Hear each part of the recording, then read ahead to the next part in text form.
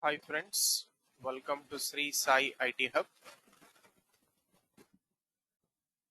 In this video of Core Java Programming, we are going to discuss the following topic: chaining of exceptions in Java program.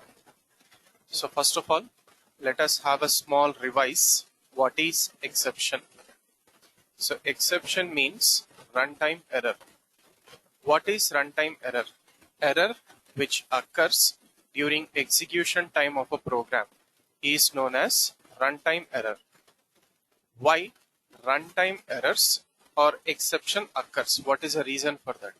So generally when we give incorrect input or wrong input while executing the program, in that situations we get runtime errors.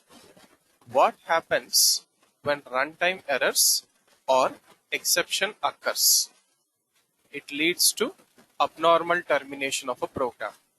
In general words, it is called as breakdown of a program. So what is this abnormal termination or breakdown? Our program execution stops then and there itself, and remaining lines of statements are not executed. So that is what we call it as abnormal termination of the program or breakdown of the program.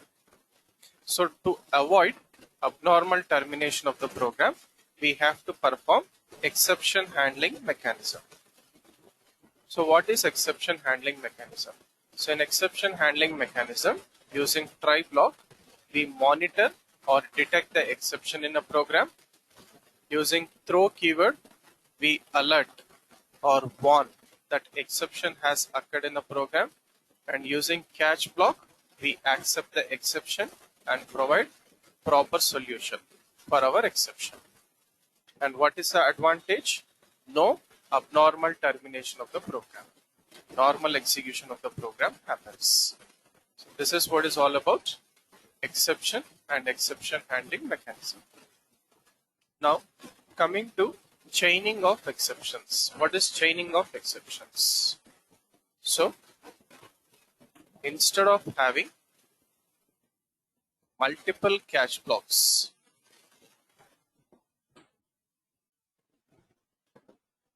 per single try block, we can have one catch block to handle any type of exception. To handle any type of exception from try block. And this is done using chaining of exceptions. So it is done using chaining of exceptions. So example goes like this. So try block.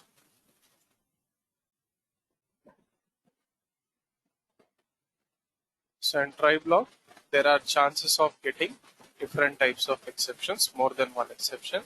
In that situation, we will write only one catch block, and we will catch exception 1 followed by or bitwise or operator, exception 2 or exception 3, so on. And finally we have to write only one object reference variable. Let us say that object reference variable is E, and we can give the solution in the catch block. Okay, so here any exception from try block is caught by catch block with matching exception. So with matching exception, it is caught by catch block. Okay, so here we have to use bitwise or operator. So we use bitwise or operator to accept any one of the exception. So to accept any one of the exception, we use bitwise operator, bitwise or operator, any one of them. So at a time, we can process only one exception. So here also, at a time, we can process only one exception. So this is what is all about chaining of exception. So instead of having multiple cache blocks, we can have a single cache block and process any one of the exceptions. Right, so let us try to demonstrate this with a small program. Chaining exceptions example 1. So to program to work with chaining of exceptions. So take a new page. First write the comments. Main class with main method. Chaining exceptions example 1. Save the program in our working directory. Chaining exceptions example 1.java. Right, so we'll take two different types of exception and process that in try and single catch with chaining of exceptions. So we'll take int a comma b comma c, string ss. Let us say a is equals to 10, b is equals to by mistake 0, and ss is equals to null. Right, so let us put try.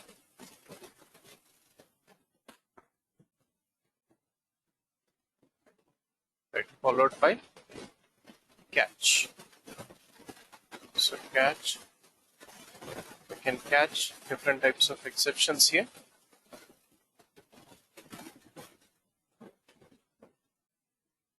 Right, so we'll take two exceptions, arithmetic exception or null pointer exception. E, one common object reference variable. And in the catch block, we can provide the solution. So here we'll just print E. So here E is capable of accepting arithmetic exception object or null pointer exception object, which is thrown from try block. So let us say here C is equals to A by B. So system dot out dot println division is plus C.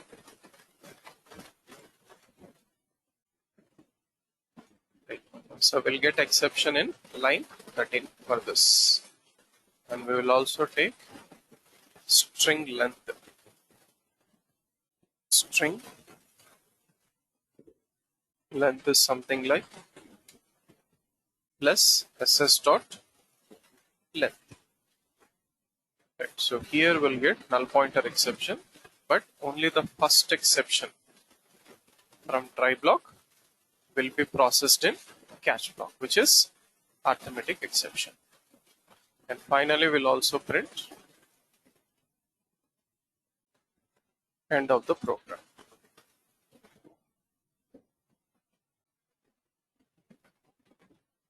Right. Open the command prompt. Go to your working directory. Compile the program. Chaining of exceptions. Example1.java. No error. We should get a runtime error in try catch. So we got arithmetic exception, division by 0, end of the program. And so similarly,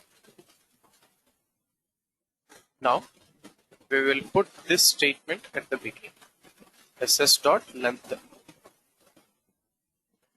Right. Fine. So now first we'll get null pointer exception. Automatically it will come to the catch. So catch null pointer exception. E. Print E. Save, recompile, and run. So now we got null pointer exception. There is no message for null pointer exception. Finally, end of the program.